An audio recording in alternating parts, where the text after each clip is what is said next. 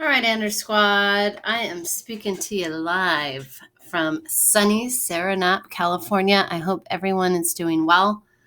I want to continue to talk about aggregate supply and demand and illustrate how the forces of supply and demand help to clarify why the business cycle is inevitable.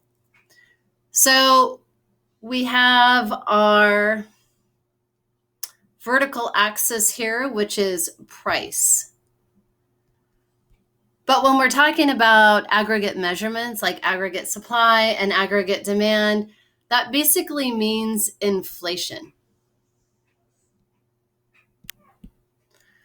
How many dollars are in the economy? The more dollars we have in our economy, the less value they have.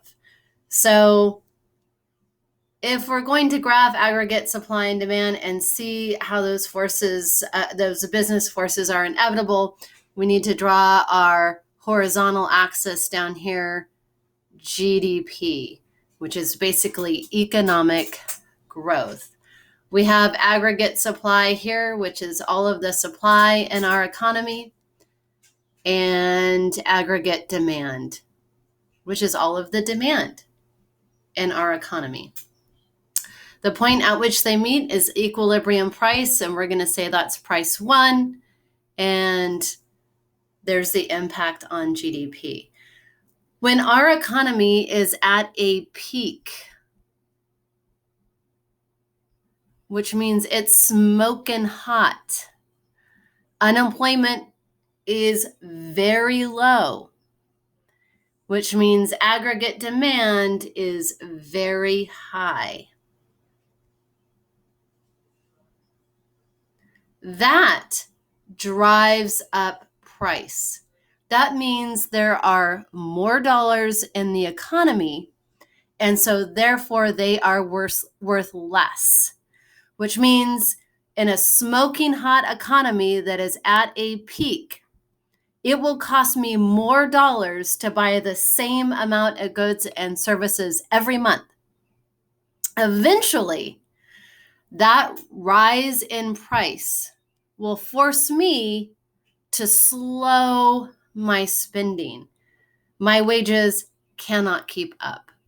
So regardless of what presidents and economists try to do, sometimes the more growth we have and the higher the aggregate demand, that forces supply to decrease. Producers can't keep up.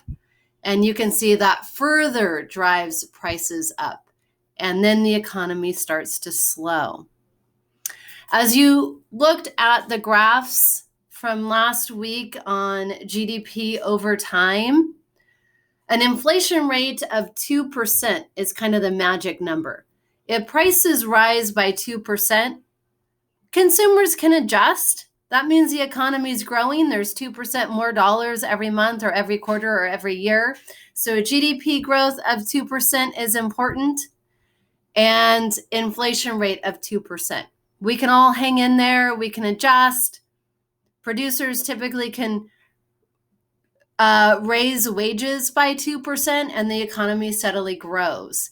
President Trump was very, very, very good in the last 3 years during his entire first term of keeping growth at 2%, keeping GDP growth at 2%, the inflation rate at 2%. So he definitely gets credit for maintaining steady, healthy growth. Not a big peak, because the higher the peak, the higher demand increases, like 82.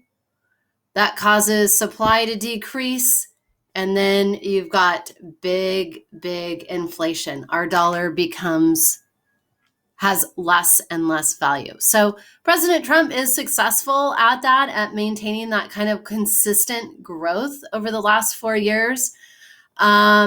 However, Has he overseen the best economy in all of U.S. history? Well, if you look at GDP and if you look at growth rates, the economic data just doesn't add up for that. But many presidents have also had a difficult time of maintaining this kind of steady growth, steady inflation rate, and avoiding these high peaks, because the higher the peak, the farther and faster the economy will fall.